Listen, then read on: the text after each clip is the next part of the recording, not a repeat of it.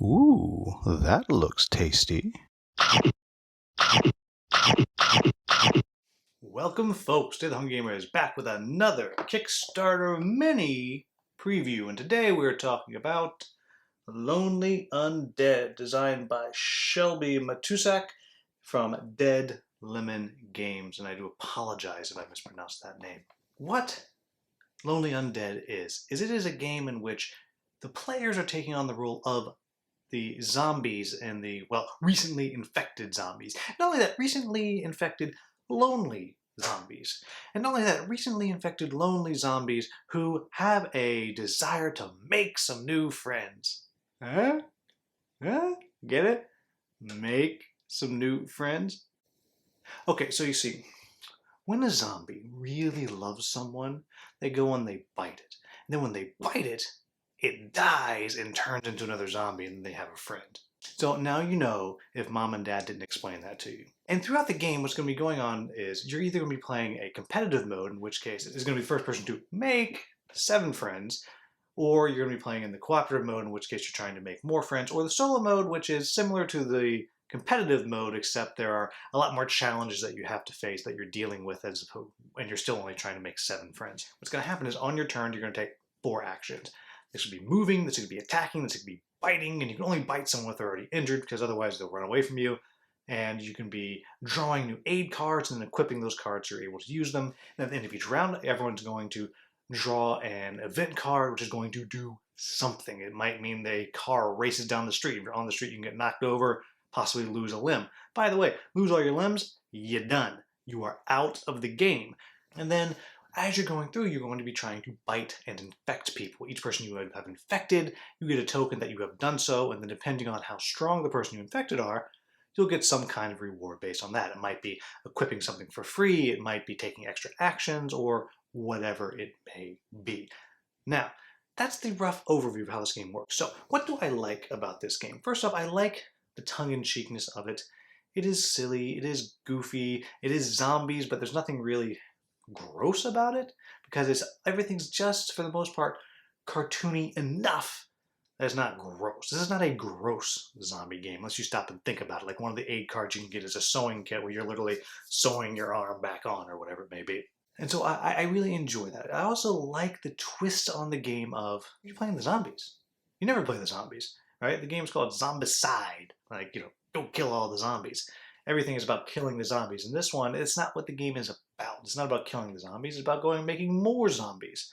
So that's a fun little twist. I also appreciate that it is easy. Not easy to win, necessarily, but it's easy to play. This is pretty close to a family-style game if you can overlook the fact that you are turning kids into zombies. So don't know if you want to play that with your kids or not. Hey, you do you.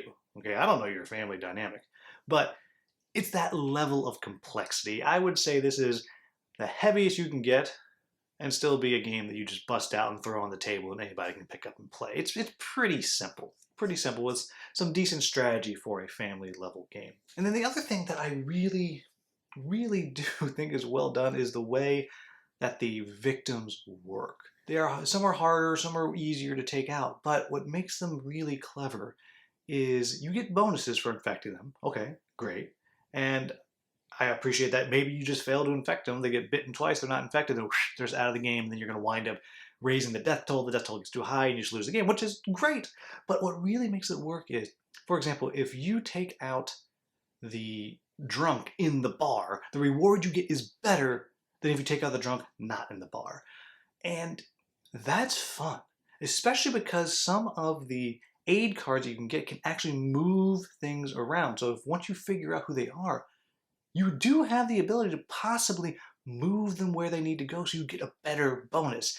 And that is the most strategic part of the game and is what I think gives this, to me, some legs as this family weight, family style type game. So what are my quibbles with the game? Now, first off, if you know me, I don't like zombies. It just is not something that does it for me. And I probably would have said no to covering this game because I really don't like zombies if it wasn't for the twist of you are playing as the zombies. I really did think that's interesting. So it's a zombie game. All around, if you don't like zombies, you're probably not going to enjoy this. The next thing I'll say is, as I've already mentioned like 37 times now, it's a family level weight game. There's not a ton of depth to this game. This is not one that you're going to be busting out over and over and over and over again with your heavy game days. You're not going from playing Twilight Imperium to playing The Lonely Undead. That's just not going to happen. Though, from what I understand about Twilight Imperium, in between turns you could probably play several games of Lonely Undead, but hopefully you see what I'm saying. It's just not heavy. There's not a lot of depth there. Now, that doesn't mean that there's not replay value, because I think there is some replay value, as long as you understand this is a light, simple game with a decent amount of randomness to it. You're using dice to attack, and you might just not roll what you need. Yes, there's a little mitigation that you can do with equipping stuff, but of course you have to have the right stuff to equip, and it's a pretty thick deck of cards, so there's a lot of randomness, there's a lot of chance to go with it, and there's not truly a ton of mitigation if your luck's just bad. But there you have it, folks. That is The Lonely Undead.